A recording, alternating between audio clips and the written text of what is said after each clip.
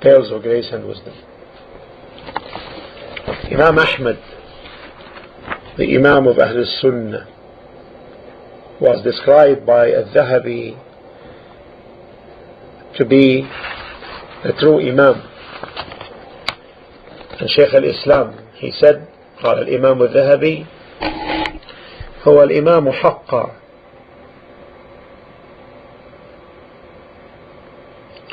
وشيخ الإسلام صدقا.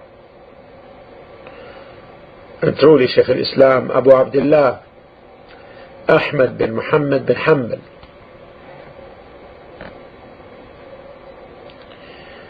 he was born in Rabi' al-Awwal, year 164 after Hijrah.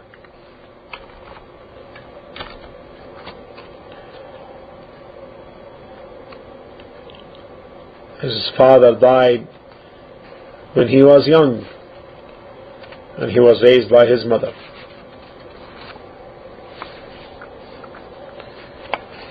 He began seeking knowledge when he was 15 years of age, in the same year in which Imam Malik died, and also Hamad bin Zayd rahimahumullah. Imam al-Bukhari and Muslim and Abu Dawood, al-Tirmidhi and al-Nasa'i related hadith from Imam Ahmad.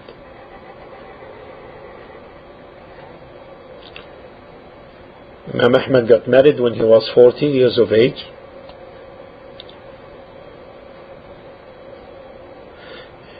In terms of his memorization, he used to tell his son Abdullah, خذ أي كتاب من كتب وكيع, take any book from the books of Waki' in hadith, and if you wish to ask me about the isnad, the chain of narrators, I will tell you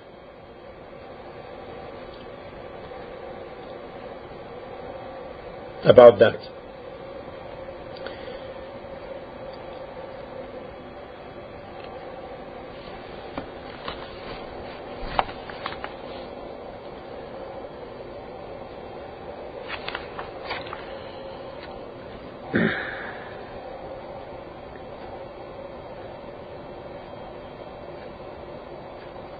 His humbleness, rahimahullah, when someone said to him,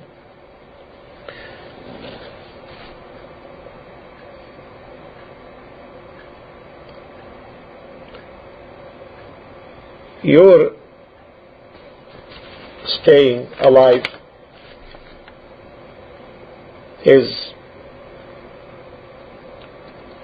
good for Islam, Imam Ahmad responded, if the person knows himself, then the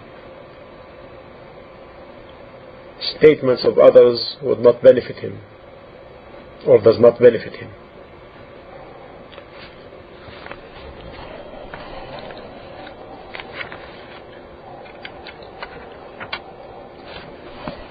Imam al-Shafi'i rahimahullah said to Imam Ahmad,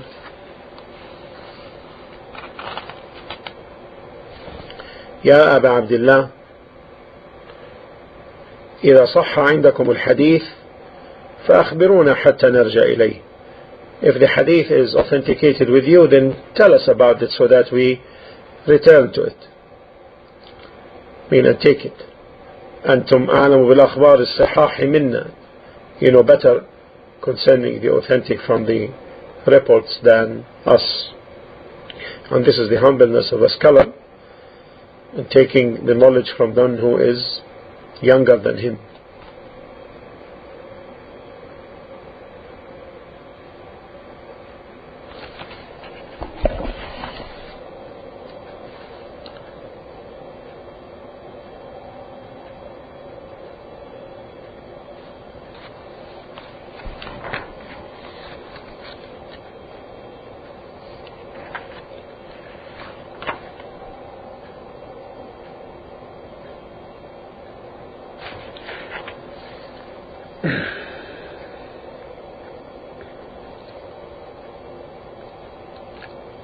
when he was tested by the fitna of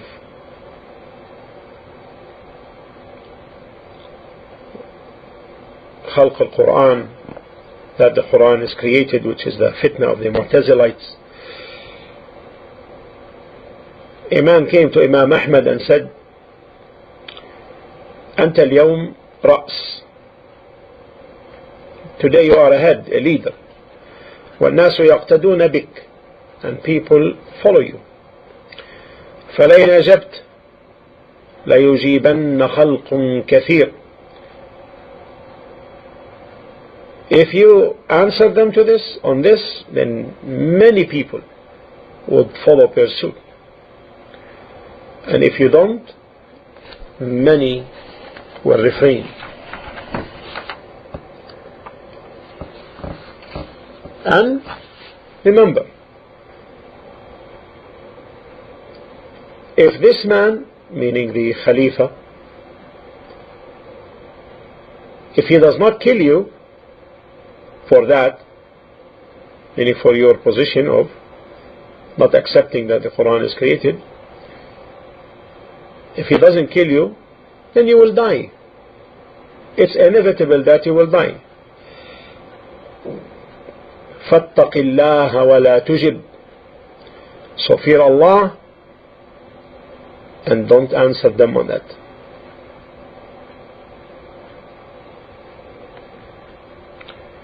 Imam Ahmad began to cry, hearing these words from this man, and he told him while crying, أعد علي, repeat what you have said. And it tells that the ulama also need reminders.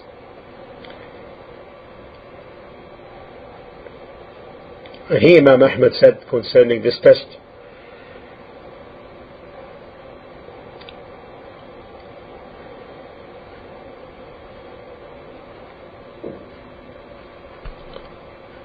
it's not an issue that I will be jailed. It is like my house, not much different. And I don't worry about being killed by the soul. However, I fear the testing of flogging. So some prisoners heard him and said, don't worry, Ya Aba Abdullah,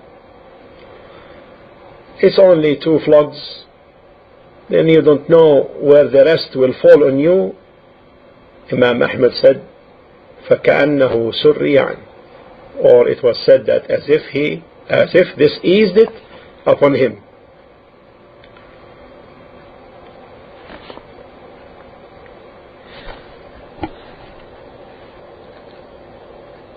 One of the guards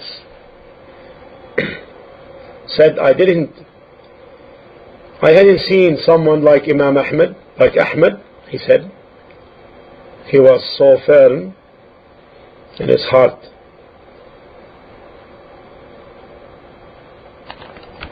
And we, in his eyes, we were like flies.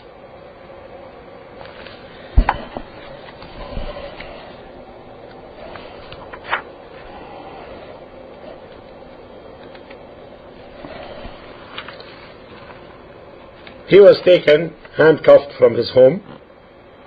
He used to pray in the same position while in the jail. And they used with him the approach of debate.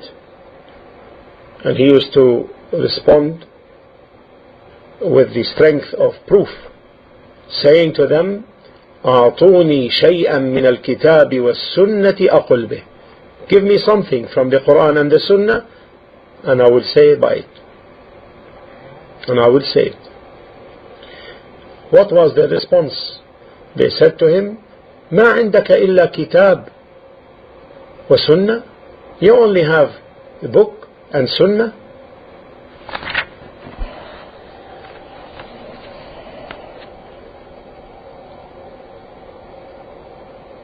He stayed 28 months in the jail, and he was given 34 flogs.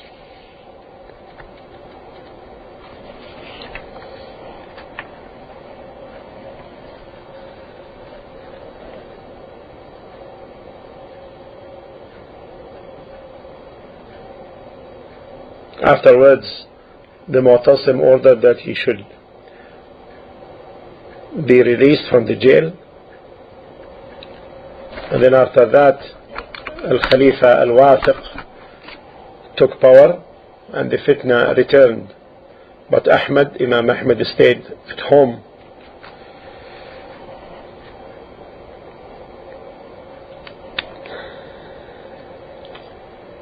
Then after that came Al-Khalifa Al-Mutawakkil, who took by the Sunnah, and Imam Ahmad returned to the Hadith during the time of Al-Mutawakkil.